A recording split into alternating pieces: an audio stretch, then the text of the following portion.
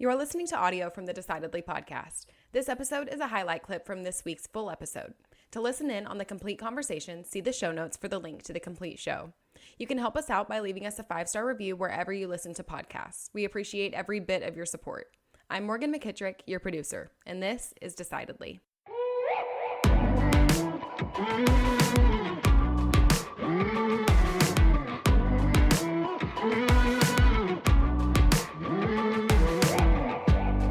Yeah, I think bringing your kids into your business, Dan, is like the greatest gift you can give to them. I mean, that's what Sean did for me. And it took me a while, to realize what type of advantage he was giving me. And I don't mean, giving your kid a job in the business. I mean, giving him an insight into what it is that dad does day in and day out. And it's a liberty that entrepreneurs have, right? If we worked in an office somewhere in a skyscraper downtown, we wouldn't be able to bring, our children into the business to see what dad does every day. But as a business owner, you can do that. And you can say, hey, come check out what we're doing. Check out the craft. Check out what is putting food on the table for you and your sister.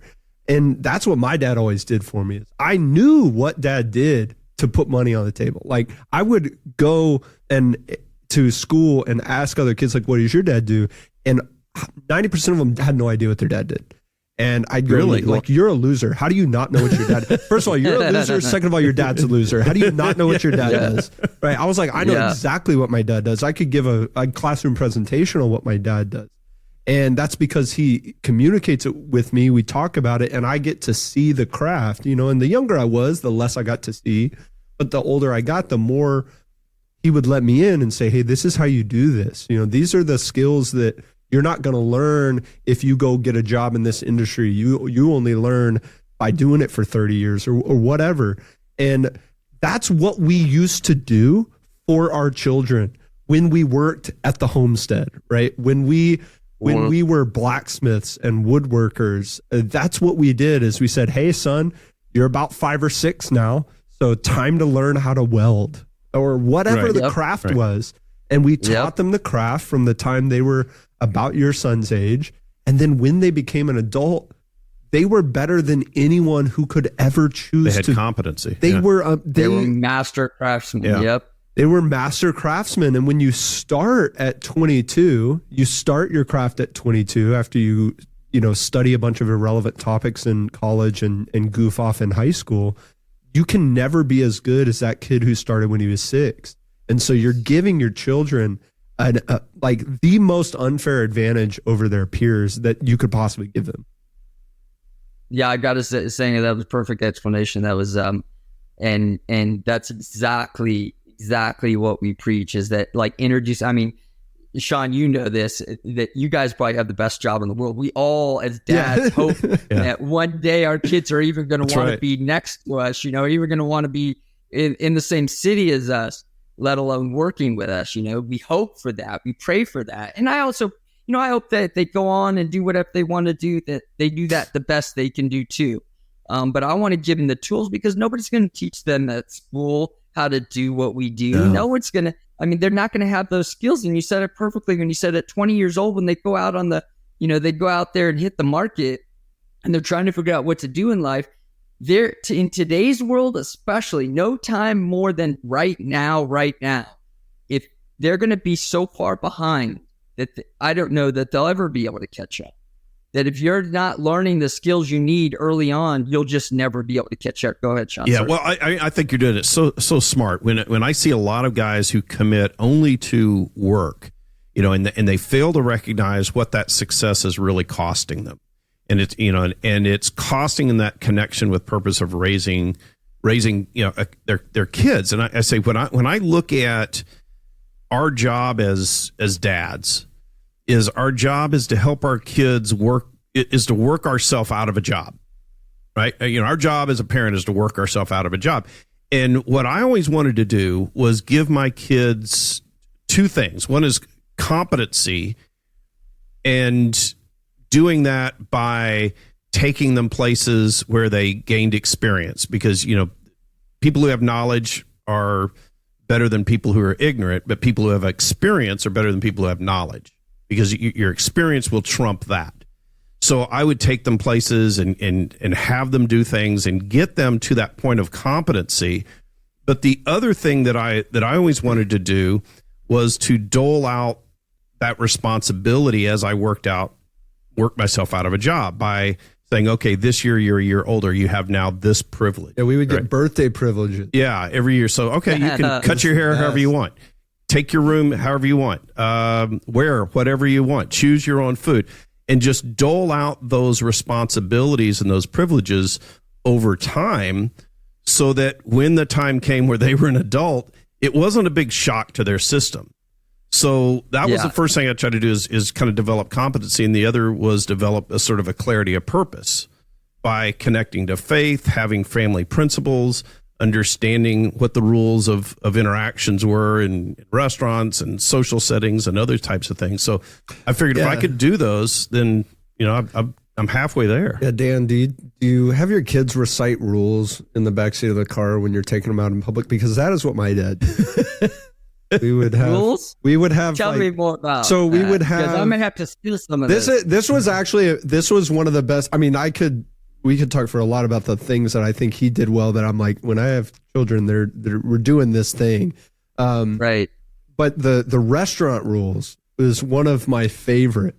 So when we were going, and we went out to eat a lot because he worked a lot, right? So it's like, hey man, I'm done with a long day. Let's go somewhere good and eat. And so we would have, this is rules for this is how you behave in public. And they were inside voice, stay in your chair, eat your food. Very simple. Inside voice, stay in your chair, eat your food. But I'm 4 years old in the back seat of the SUV, and Dad goes, all right, what's the restaurant rules? I go, inside voice, stay in your chair, eat your food. And then we'd go out with maybe other families, and I'd see some little twerp running around, causing a scene, yelling at his sister or whatever it was, and looking like an idiot. And it made me so, what's going on? What's going on with him? But then I was able to grow into an adult that was able to behave and interact with the adults when I was a kid. And there were a lot of that's scenarios. So perfectly done. Like, I love that. And there's always a balance because I'm always arguing with myself in my own head, and we do the same thing with our kids. We don't have them recite the rules, but they're actually really, really, really good at in restaurants for us. And they don't own iPads or anything like that. So we don't, we're not one of the, we don't sit them down in front of an iPad. When they get in there, they sit up nice. We usually have them dressed nice. Our kid will wear, when we go to a nicer restaurant, he's wearing a jacket and a bow tie. We walk into this restaurant. I'm actually the underdressed one because I'm still wearing the t-shirt. But we'll have him have conversation. We'll have him go up and speak to the manager and tell him what he liked about the food and how whatever he liked about the experience. We'll have him go up and have that conversation with the manager. We'll have him ask questions about how they do something. So he'll always have a compliment, a question that he'll give. And again, like, I try to balance that. I also don't want them to be too subdued where they're not willing to jump out and ask those questions and have those conversations. Of course, they're mowing the lawn here today. But I want them to be vocal. I want them to be energetic. I want them to have that too. So that's the fight in me, the dichotomy of, having this conversation. I want them to be conversationalists and have energy, but I also want them to be well behaved. And so we're always balancing our rules to those two things. How can we keep them? We want them to be great entrepreneurs because, if you don't bring them to me, somebody asked me a few weeks ago, actually, do you have to bring your kids to all your meetings? And I was like, because they always see me with my kids at these meetings that I go to. And I said, no, I get to bring my kids to all my meetings. I want my kids. If I don't teach them, who's going to teach them to negotiate? Who's going to teach them to have these conversations? When you sit down in a meeting, it's a battle of wits. We went to go meet with Mark Wahlberg a few weeks ago. And, I knew that was going to be kind of a battle of not a battle because we're doing something together. We're having this conversation, but I'm having to bring him into this deal. And it's going to be him telling me his side and me telling him my side. I needed my kids to see that. I need my kids to see that. They have to be able to do that when they get old enough to build their businesses. So I think that having your kids understand all those things, I love what you guys are doing. The first thing you guys said when you introduced yourselves, I was like, dude, a little piece of me just went, man, I hope we can do something cool like that when they're old enough, because I love that. You're giving them a huge advantage. They're going to have seen hundreds of business interactions, social settings, those types of things. You were giving them such an advantage. Such an advantage. Yeah. Massive. I remember, you a football fan? Decently. I'm an MMA fan. Everything other than that, I kind of know about. Okay. So there's a head coach of the San Francisco 49ers, Kyle Shanahan. And when he was hired by the 49ers, or his dad is Mike Shanahan, who was a coach for many teams, one of which was the Broncos. I know the Shanahan. Okay. Yeah. So I remember when Kyle Shanahan was hired by the 49ers, there was a little bit of talk in the media that he only got hired because he's Mike Shanahan's son. And I was reading it on my phone sitting next to my dad, and I go, he didn't get hired because he is Mike Shanahan's son. He got hired because he's Mike Shanahan's son, meaning he was around these teams when he was a kid. He saw the insights of how you draw. He knows it. Yeah. He knows way more about football than anybody who started when they were in college could ever dream about knowing. So, yeah, he got it because he's Mike Shanahan's son. But he got it because he's Mike. Exactly. and that's so true. I love that. So, and that's it. You know what? And I say, and that's so perfect, because how many entrepreneurs do you know, are so, trying to separate everything? You think of, Steve Jobs' daughter came out with, I think Lisa came out with this book, where she's, obviously not totally badmouth their dad, but, they were so broken that his daughters or any of his kids, I don't know how much they knew about his business, but you could see, obviously, he was 1,000% into his business. Yeah. And then maybe he was really good with his kids when he came home, but they definitely probably didn't understand everything that he was doing. Unfortunately, he passed away. They were too young, but they were younger, and his older or his younger kids. But, you have to, I don't know how I had, these two young ones, they're younger, they're 3 and 6, and they're not gonna, I don't know how long I'm going to be around. Right now, I just, I'm in my, I just turned 51, and I'm not, I don't know how long I'm going to be around. I have to give them their tools right now. And so everything about what I do is trying to prepare everything in my life for my kids to go on and find their own greatness. And, I don't know everything. But I do know this, that I always felt like my parents, they were amazing parents. They're amazing parents. They're still married today. They gave me this great foundation. But a lot of what I didn't know, and I think a lot of what, I even go, I wish I would have been introduced to, like my son, pushing him in front of a crowd to speak in front of 3,000 people. I have him do affirmations every day. We pray every morning, affirmations. Then he does a quote or, some sort of speech or a poem or something. And then we do prayers at night and gratefulness at night. And we do that because I want him to understand all of it. I want to feed his brain so much. He's homeschooled. I want to give him every tool that he needs. And I still feel like like if your son, and you get this, Sean, your son's about to go to battle and you want to give him every tool, everything is on the line, and you're trying to teach him all of the sword fighting and everything that he could do and ground fighting and everything, because man, if he don't win this, he may not come back. And that's how I feel about business and things that he's doing. I want him to have every tool that he needs. What's up, buddy? Yeah, just give me a few minutes, okay? Hey, Just put him on. Yeah. And we're talking about you. Yeah, dude. we're talking about you. There he is. The affirmation, like what you did. I'm sorry. I was doing a podcast, buddy. I was doing some he said his mom did his affirmations and I didn't do his affirmations with him. That's okay. Well, we're sorry for keeping Dad from you from We're sorry for affirmation keeping time Dad. today. They said, "Well, sorry for keeping Dad from you." Hey, could you do Man in the Arena for them? Sure. Theodore Roosevelt once said, "It is not the critic who counts, not the man who points out that the strong man stumbles, or what the doer of deeds could have done them better. The credit belonged to the man who is actually in the arena, whose face strives, Who's marred. who's marred by dust and sweat and Look blood, at them.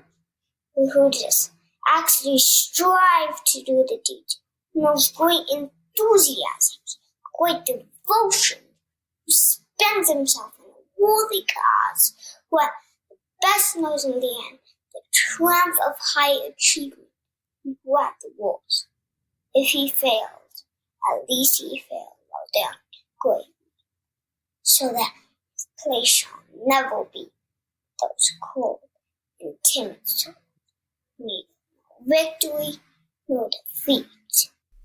Heck yeah, Hey, man. man, that was Hey, awesome. you are the man in the arena, and you'll be the man in the arena in the future, dude. Good job, buddy. Hey, Dan, you know what I loved about that What's that? is that so many times that, and this is, we've been doing this podcast for a while. There are times when people will come in and they'll swat their shush kids them away. away. They'll swash them away. They go, no. Hey, Dad's doing this. You have to go away. I'll get to you later. And what you did just then is you brought him in and you put him on and you lived out exactly what you were saying. And had you shoved him away, you would have been so full of shit. And none of what we had spent the last hour talking about would have had any resonance. But you were living. And you know what? I almost did. You're And I almost walking your did. talk, Well, because man. You're walking You your didn't talk. have a mic, so I was like, "Oh shoot, yeah." Because normally I'd mic him up.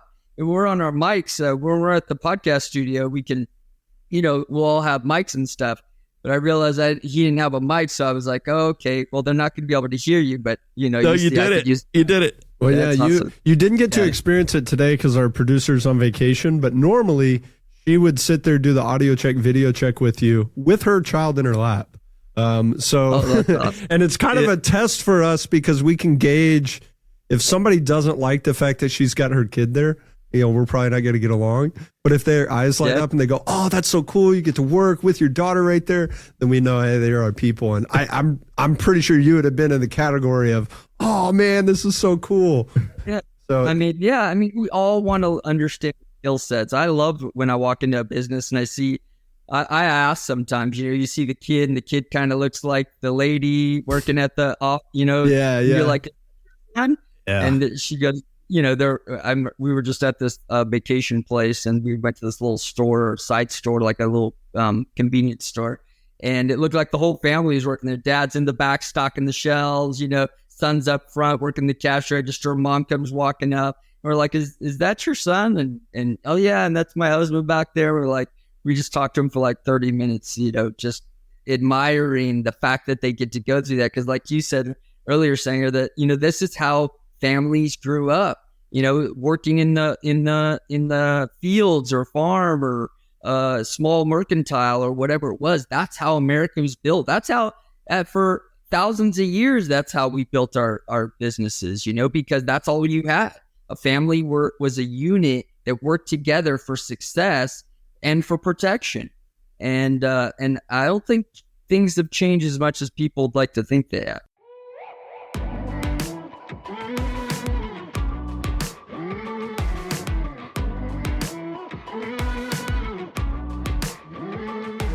Thanks for making the great decision to listen in to this week's episode highlight.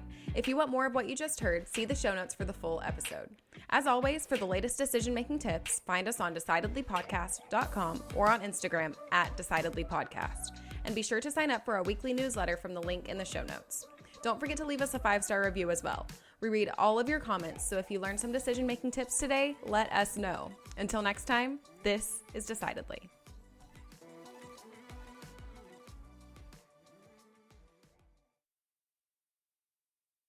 Insights, advice, and comments provided by Sean Smith, Sanger Smith, and speakers identified as part of the Decidedly podcast should not be considered recommendations. Speakers not identified as members of Decidedly are expressing their opinion, and their statements should not be construed as reflecting the views of the Decidedly team.